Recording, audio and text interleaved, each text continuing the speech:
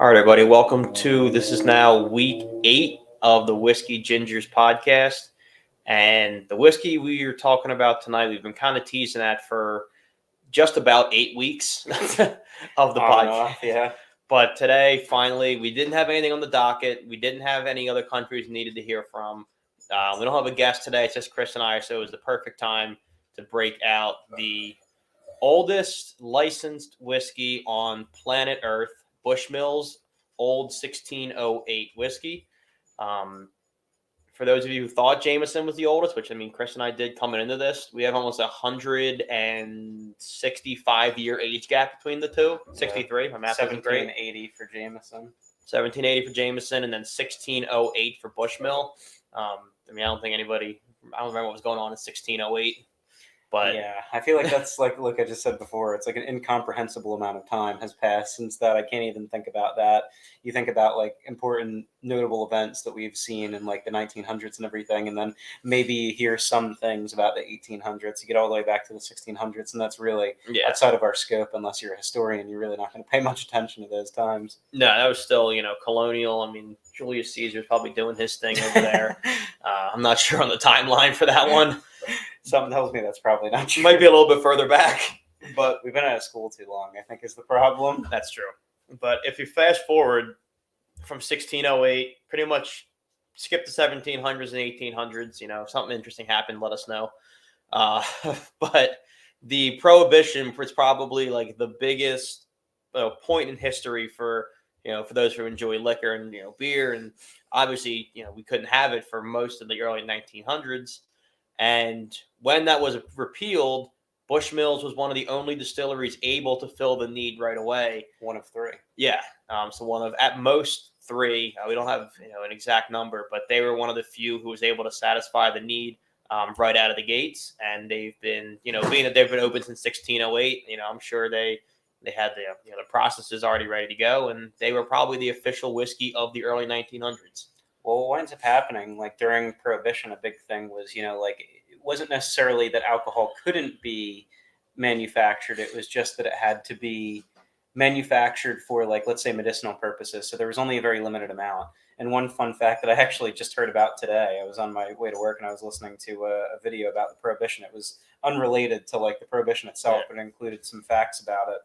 And it said the craziest thing was a lot of the alcohol that people were drinking during the Prohibition at speakeasies and politicians who, were able to come by the stuff, seized alcohol. The way that they made that alcohol traditionally, besides like the whole moonshining itself, was they actually took like industrial grade alcohol. So they used denatured alcohol and they renatured it. That's how they were doing that. And it was so foul and so disgusting that's where all of these crazy drinks that you hear of from like speakeasies and prohibitions, like the old fashioned. Yeah. The old fashioned came out of the Prohibition times where they needed something that was going to cover up the taste of the bad alcohol. So you had this really rough alcohol, and then they just mixed it with some like really strong mixers in order to keep that going. So that's where the crazy speakeasy drinks that we know and love come from, is from having shitty alcohol that you need to make it taste better.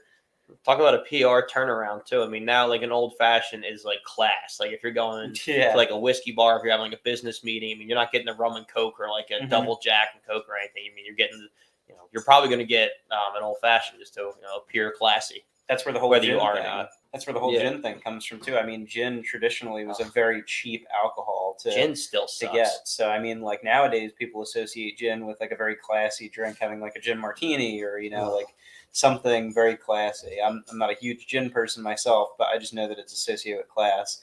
Otherwise, 007 wouldn't be. That's true. Shaken, not stirred. But it tastes like you're licking a Christmas tree. I'm not the biggest. Definitely whiskey first, then for me probably tequila, rum, vodka, or gin. I'll pass. I mean, it is just I'd rather have rubbing alcohol than gin. I think that I'd rather just have darker alcohol to begin with. Like if I can have something like a whiskey or like a dark tequila or, like a dark rum, that's fine by me. Vodka starts to lose me a little bit. I have had good vodka that I didn't think that I would enjoy drinking it straight, but one of our friends turned me on to it. Vodka connoisseur. Yeah, so he turned me on to a pretty decent vodka that I actually really liked. It was Belvedere was like a Polish vodka that you had me try, and I liked it. It was good, just having it right out of a glass, which is something I wasn't expecting Yeah, at all. and I think it's also like it's a bit of like a cultural thing too. Like, I mean, especially if you like to drink and you live in the U.S. and you're still in your 20s, your experience with vodka is, Vlad, whatever Pinnacle. Like, it's not your high class. It's liquor for the sake of liquor. Mm-hmm. Oh, you'll appreciate this as well. In that same video about prohibition, they were talking about the consumption of alcohol. And you remember how a couple episodes ago we were talking about which countries consume more alcohol and everything? Actually, I think that was last episode. It was last week. Yeah. Last episode we were talking about that. One crazy thing, I don't remember the numbers off the top of my head from the video, but pre-prohibition, Americans in general, on average, were drinking something like 20 gallons of liquor per year was like the per person average. And now, after prohibition ended and like going into modern day, we're looking closer. I think it was like 2 or 4 gallons per person on average really per fell year. Off. So like it has really dramatically decreased, but very interesting. Sorry, I was getting this assaulted over here. So I think without further ado, we should crack into this bad boy and see what all the hype's about. This is actually, believe it or not, going to be my first time having Bushmills. I haven't been blessed enough to try it. It doesn't get enough love as a mainstream whiskey. I mean, this is like I said, this was like middle shelf. I think I paid like $32 with tax for it. It just doesn't get the love that, Jameson and Jack Daniels obviously are two heavy hitters. And then people skip this middle section, which I think Bushmills exists in. And then you go to like your real classy, higher end whiskeys and just completely overlook a whole sector of it. So in the middle section, would that be like considered like the central section of whiskeys? Yeah. like certain states that we know? Could be if you're comparing it to larger states. All right, I'm going to go ahead and give it a crack open. Luckily, this is an easy one for us today. It's just a twist off. So I haven't had a cork in a while. Look at that. Beauty. Pour you first. Thank you, sir.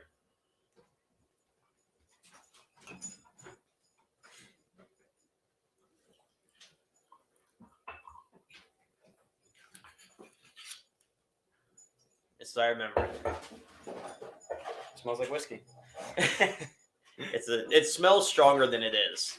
Like, I remember the first time I had it, I got like a good whiff of it, and I was like, "This is gonna be quick sip, like recoil, gonna feel like torch."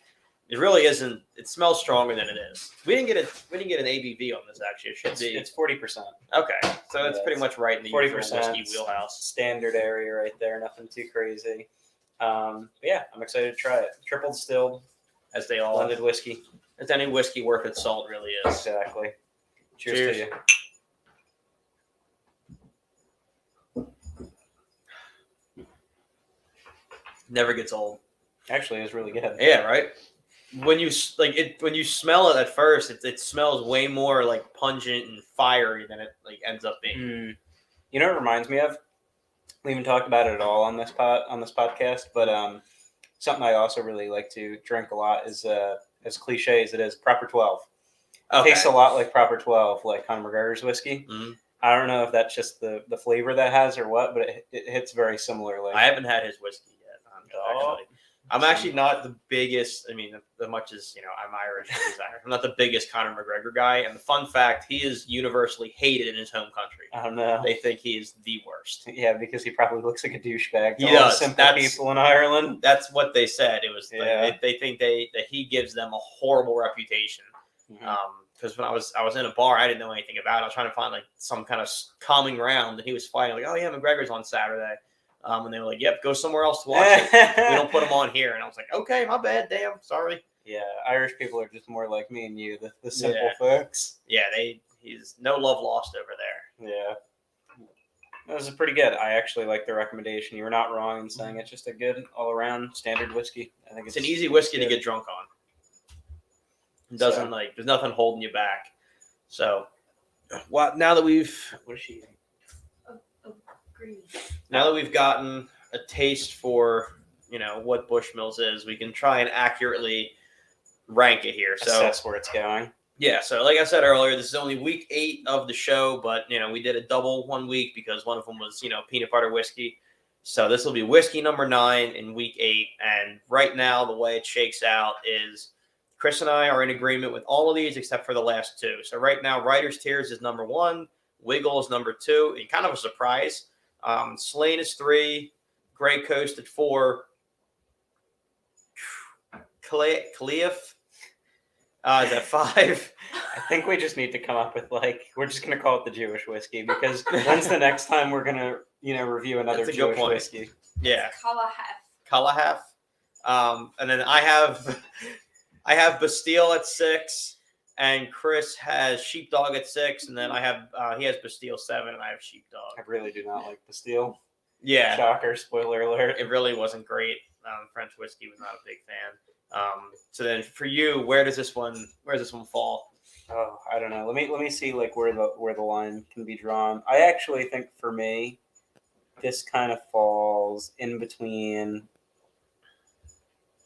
Oh, that's why I'm looking at them. They're not. It's not in numerical order. They're not in numerical order. For me, I know that we had Slain as number 3. Mm-hmm. We have Grey Coast as number 4. I think for me, this falls kind of on that level there. I don't know if I want to push Grey Coast down per se, but I feel like that's it's what very, I'm doing. It's I'm very splitting. similar. I'm splitting 3 and 4. You're This is gonna after go Slain for me. After and then Grey Slain, Coast before 5. Grey Coast. Grey Coast was good, but I think for every day, Price is Right and also Flavors Right, I think that you may be onto something there. I find it hard to push Grey Coast down, but I think we have to. And as we go on, there's ones that we don't want to move down the list that are That's going the to move tough down part. the list. Yeah, because Grey Coast it's still a really good whiskey, and I mean, I'd be surprised unless we really class things up. I'd be surprised if it drops out of the top 5. Yeah. And that's my hard part about it. I love Bushmills, so for me, I enjoy it more than Grey Coast. Mm-hmm. But I know someday, another 10 weeks in, we might have a really classy, great whiskey. Mm-hmm. And as much as I love Bushmills, it's a run of the mill whiskey. It's a middle ground whiskey. Yeah. So we're gonna have to start making some tough choices. But no, I agree. I think that we're in a pretty good spot for our top 5 here. So I would say it definitely fits in my case, then at number 4 and yours at number 4. Yep. At that point. So that's pretty good. Yeah, so the new top 5 unanimously is Writer's Tears at 1, Wiggle is at 2, Slain at 3, Bushmills now at 4, and then Grey Coast rounds out the top 5. And just remembering these whiskeys and looking at them, I think it's a pretty big gap between 5 and the rest of it. 1 through 5, I would drink almost interchangeably. Yeah. After 5, I think I would pass on most of those if given the choice. Bastille obviously wasn't great. Jewish whiskey was fine. Just hard to drink. Hard to drink, harder to pronounce. That's really what we don't like is the fact that it's difficult to pronounce. It actually is funny. When you look at it that way, it looks like you and I are illiterate because all of our top 5 are easily phonetical. Writer's Tears, Grey Coast, Slain, I guess is the challenge. 5 through 10, you got Bastille, you got the Jewish whiskey. I like how your attempt started with, we're going to try and pronounce it. And then I just immediately gave up. And now you've just completely given up. Yeah. Totally. Not even thinking. Yeah. Well, because you corrected me on the last one. Our silent producer. Because I'm Jewish. No. Because you knew how to say it. Our resident Jew. Yeah. So without going too much further down the whiskey rankings rabbit hole, Oh my goodness. we clearly do enjoy our simple Irish whiskeys that 2 dum-dums can pronounce. Yes, agreed. So I know Chris has been itching to talk about some mystery subject, so we will jump over to our Let's Talk About It segment before the night gets away from us. Well, this is only the second whiskey we've had a double pour on. I put a pretty small pour in the first time Let me because have I this. wasn't sure. I wasn't sure, but yes, you're right. That was a pretty good one. So I think there was definitely there was a mystery topic and then there was a popular topic. I'm going to start with the popular topic because I feel like it's easier and then it kind of bridges into the other one anyway. So the popular topic that I kind of just threw by you before was basically when is it acceptable to start putting Christmas decorations up, and linked to that is what time of year do you kind of start thinking that Christmas should exist, and when do you think that that Thanksgiving stops and Christmas starts? And not even on the calendar month, because clearly there's Christmas decorations in stores in October before Halloween's even over. So I guess my wide thing is that acceptable or is this totally ridiculous? And has it gotten worse over time? It's absolutely gotten worse. I worked in retail until last week, and if you want to screw up your schedule, work in retail. It is September, and I'm like winter jacket, like the whole thing. Like, Yeah. I mean, we have Christmas trees in mid-September. Like that sucks. That's good I stuff. think even retail wise, you should get the month before. So like Halloween, October 1, Christmas, I'll give you maybe mid-November. It takes longer to set up, whatever. But as far as celebrating the holiday, at least in my family, it was Black Friday becomes a free-for-all for Christmas. Yeah. Thanksgiving doesn't really get a wind up for me. It might get the week of. You're making plans, you're doing like who's bringing what to, whose house, whatever. Mm-hmm. But Thanksgiving, it's a solid week. No prep for that. Christmas prep starts Black Friday.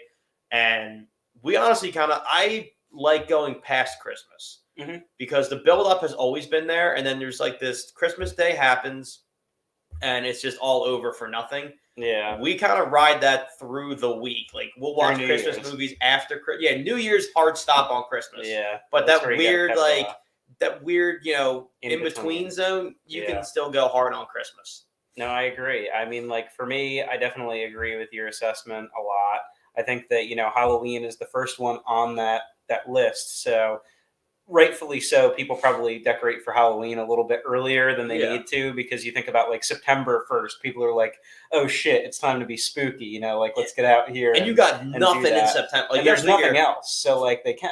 You're desperate from the 4th of July through Halloween. You got nothing. Yeah, it's not really much. So people are definitely itching to do some type of celebration, some type of decoration. So I get that. So that kind of makes sense for me. But like, I don't really want to see Christmas trees in stores before people are trick or treating. That's a little bit ridiculous. So that'd be my answer for that. And then as far as everything else goes, like I think that Halloween and Thanksgiving kind of play on each other in a good way because I consider them both fall holidays. Yeah. So like even after Halloween's over, like I don't love the idea. We don't really decorate with any like spooky Halloween stuff anyway.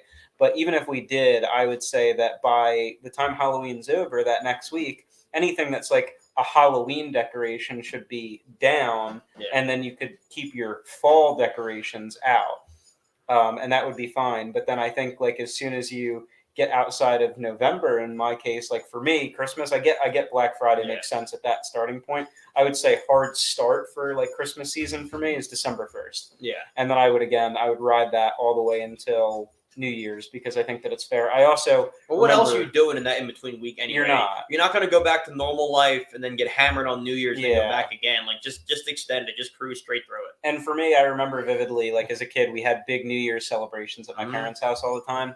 And one of the big things we did was that we like kept our tree up, and it was cool for everybody to come see it because you may not have all your friends and family over to see your Christmas decorations and like everything your decor for Christmas, but you certainly can invite them to New Year's for that. That's another good one. So, I mean, I kind of know your situation with Christmas a little bit, but let's say growing up, was it a live tree in the house, and when did the tree come down? I would say historically we only had a live tree in my parents' house a couple times. Okay. And it was mainly because my cat kept eating it and like messing with it. So we didn't really do that. And I think my dad was terrified it was going to catch on fire. Leading cause of house fires. Yeah. So we didn't really do too many years of the real tree. I'd say maybe like 5 years out of my childhood, sporadically, not even all together, did we have a real tree. Okay. And typically it was after New Year's. Like we would have a New Year's party and there would be, there'd be like people coming over for that. And then typically like the next week after New Year's or something, we'd be taking it down because once you get into January, like at that point, it doesn't really matter. It's winter, but it's not the most wonderful time of year anymore. Then you just from January on, you're just really in the shits. Like there's nothing coming for you. We were the other way. We have never once had a fake tree. Every year it's a real tree. And we typically, it's been all over the map. Like when I was like high school forward, when I was home, we'd get it first week in December, like easy. Once I got to college, I'd come home from school like mid-December. We'd get it the week before Christmas and let it ride through like mid-January. The tree never stayed up for more than a month though. Because after a month, it starts to smell horrible. Because all the sugar water just starts sitting. Yeah, it falls everywhere. The cats are getting into it. So yeah, it was like a solid month or so on the tree. But I always wanted to do one of those, go into the woods, like Oh, one of those farms. Clark and, like, Griswold, yeah, cut it down yourself. Yeah, cut it down yourself, and not take out a satellite pole or whatever, like Yeah, an actual like telephone tower. that'd be a lot of fun. That'd be good. You can take out your Ryobi 40-volt HP chainsaw. Exactly. Yeah. Make Go everybody cut yourself down a tree. make everybody upset when they're trying to get their gas one started, Yeah. and I'm sitting there just like, oh, hold on, let me just plug my battery in and go for there. Yeah, and if it breaks, you have a 3-year warranty. You can go get it replaced in. So I mean, it's really the perfect product for cutting down Christmas Excuse trees. me, you were wrong on that. You said 40 volt is not a 3-year warranty. Was it a 5, 4? Oh, really? It's a 5. No, whatever. Get your product knowledge. Right. Anyway, So that actually bridges in perfectly, though, to what I want to talk about as well. This is like the super surprise topic that I wanted to run by you. I want to ask you, is there a historical dish in your lifetime? I have somebody that put this in my head about people from Pennsylvania and a New Year's specific dish. Is there a New Year's specific dish that comes to your mind? Because I think this person's crazy, but I could be wrong. Not only is there not a New Year's specific dish, we never had like a New Year's dinner. Like yeah, New Year's, that's what I was thinking. It's a party. That's like all it is. You bring people over. You like everybody brings dips. You can order wings. You order pizza. Mhm. But like, I've never sat down at like a dining room table with like wine glasses and celebrated New Year's. Like I'm from Pennsylvania. Delaware County, more specifically, we celebrated New Year's like degenerates. Like getting trash. Yeah, like an American. Yeah. So the reason I ask is because I had somebody that I was talking to. Well, me and my cousin were playing Xbox the other night, and they said that it's a Pennsylvania Dutch specific thing, that it's tradition on New Year's Eve to have pork and sauerkraut on New Year's Eve. And I was like, where are you getting this from? I've never heard this before in my life. And they said, how are you in Pennsylvania now and you haven't heard of this? I said, first of all, I'm a transplant, so I've only been here for like 4 years. So I don't know if that's fair. But I said, regardless, even everybody that I've ever talked to since moving here, nobody's once brought that up to me. That's a thing. Not at all. It's not. It might be a Pennsylvania Dutch thing, but even so, I mean, what do they know about New Year's? The Pennsylvania Dutch are not known for partying. No. Like, I don't know. They brought a couple of like phenomenal things to my life, pierogies being one of them, and then any kind of cobbler. They knock it out of the park. I wouldn't have like a Pennsylvania Dutch person plan my wedding, my bachelor party, or my New Year's Eve party. Or my New Year's Eve party now. I mean, you've lost that as well. Yeah. Like, I mean, who wants to go to a New Year's Eve party? Like, especially if you're single, you're trying to meet some people, maybe score, get lucky. You smell like sauerkraut. You got kraut on your breath. You're done. Anybody who's not from PA is immediately wiping the floor with you in that moment. Yeah, that would not be good. I tend to agree with you. I just wanted to make sure I wasn't crazy and that I wasn't missing something, because clearly there's been things about PA that I've like totally missed. There is. And like, if you had hit me with like, they have pierogies or whatever, like that, I'd be in for that. That's fine. They're phenomenal. And that's like a known Pennsylvania Dutch thing. Yeah. But pork and sauerkraut? It just seemed like an interesting combo to me too. Like I get the pork and sauerkraut thing, but it just didn't sound right to me. It didn't sound like what you would expect. No, it's like that's when you cook when you don't want people to come. Like, how long are you lasting? So like, if you show up at a New Year's Eve party and your options are pork and sauerkraut and I don't know, whatever else. I mean, that might be it. I mean, how long are you staying at that party? That would be like the equivalent. And like, I love corned beef, but I cannot stand the smell of cabbage cooking all day in a kitchen. Yeah. Like, it's horrible. So that's like be the equivalent of walking into a New Year's Eve party and somebody's like, "Yeah, I'm cooking up corned beef and cabbage in the kitchen." Be like, "All right, I'm moving on to the next party. I'll see you later." I mean, I might last an hour, but the minute I get hungry, I'm gonna have to go somewhere else. I mean, corned beef is delicious, but cabbage I don't really love, especially when it's like slow cooked like that all day long and just stinking up the house. Yeah, I mean, like it's in your clothes at that point. It's like a bonfire smell. I did Google it for you, and it is popular in parts of PA and Ohio for slow cooked pork and sauerkraut. But when I think about this, I think about the cabbage and corned beef, and I'm thinking, cabbage, corned beef and cabbage. I'm thinking, what is there, like a freaking leprechaun dressed in a gold suit with gold glitter in its beard instead of green? It's like St. Patrick's Day on New Year's Eve. What is this? My God. And that's what I think of.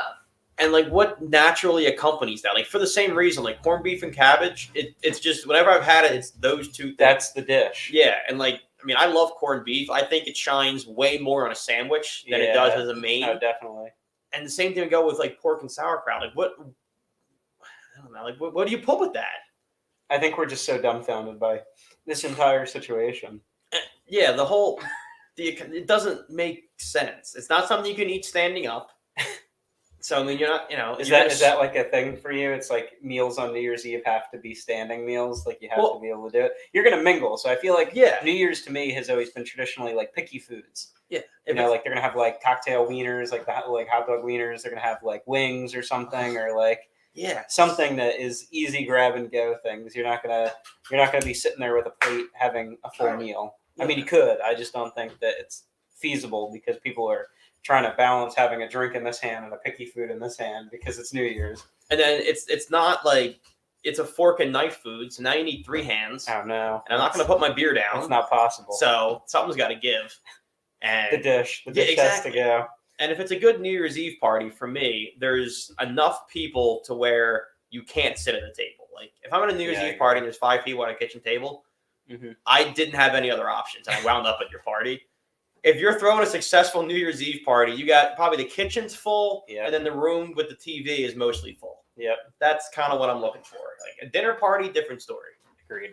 I can't believe that. That makes me. I shit on New Jersey an awful lot, but PA took a big L on that one. Do you have any other like weird holiday traditions that you can think of that you think that other people may not do, or like even common ones? We don't.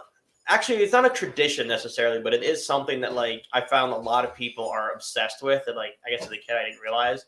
Like, what was it? It was like I think it was like a green bean casserole, which I thought like when it first started making, I thought was unique. I was like, oh, this is kind of cool.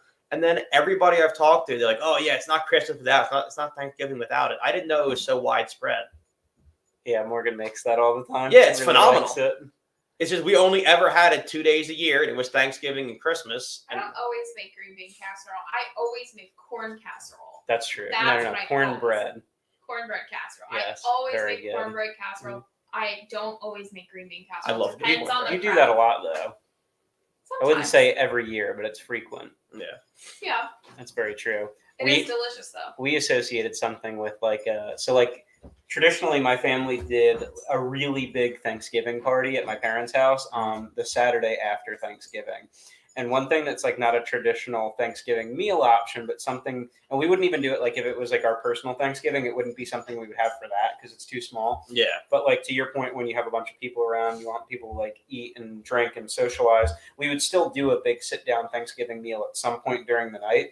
But like one of the biggest appetizers that I loved during that time was when my mom and my sister would make Swedish meatballs. Oh, so man. They do it with like a ketchup sauce or whatever. They do like ketchup and like hot sauce or whatever the hell goes in it. I don't know. Is it the It's jelly? It's jelly. Oh. It's grape jelly and chili Yup. sauce. Grape jelly and chili sauce. Automatic. So Put that in good. the crock pot, let it go all day. So good. You're I could eat an entire bowl of those straight with nothing else, and I would go into a coma afterwards, but it would be amazing. Especially while you're drinking, because then like the crock pot's sitting open, you walk by the toothpick, knock one out, and then you go back to what you were doing. They are like the perfect drinking food too, because it's a little bit like sweet and salty, so it like makes you want to drink more. Yeah. So it's pretty wild. It's like having a mouthful of pretzels. I'll make it for you guys for Friendsgiving. It's God, I can make that. So That's fine. That's easy. I already have it, but if you Classic. want to bring it, go for it. I don't mind. I have a crock pot. Why not? No, I love that. Stuff your faces.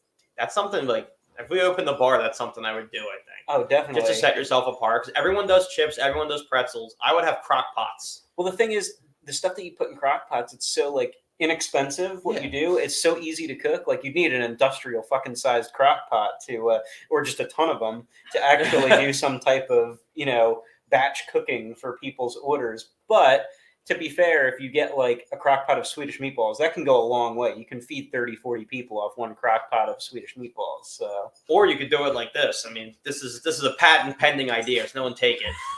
But like, let's say, like, when you go to a bar after 10, the kitchen closes. But like after 10 is when like I really start doing my drinking. Like everything up to 10 is like a warm up. So that's like I need the food around 11:30. Then I got to leave the bar, DoorDash, and the bar's losing money.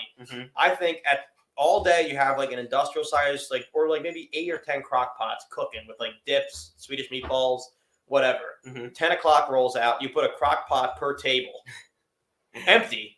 And then when you sit at that table, you pick your food. Like, oh, let me get buffalo chicken dip. Yeah. And then they bring it out to table 10, and then you and your buddies can all sit there and pick at it in your own little personal crock pot. I like how we've basically not only coined that idea, but also the idea of an industrial crock pot. I'm sure it's out I can guarantee you that there's no such thing as like, I'm picturing like a giant witch's cauldron. Yeah. But instead of a witch's cauldron, it's just a buffalo giant, chicken dip. it's buff dip in a giant crock pot.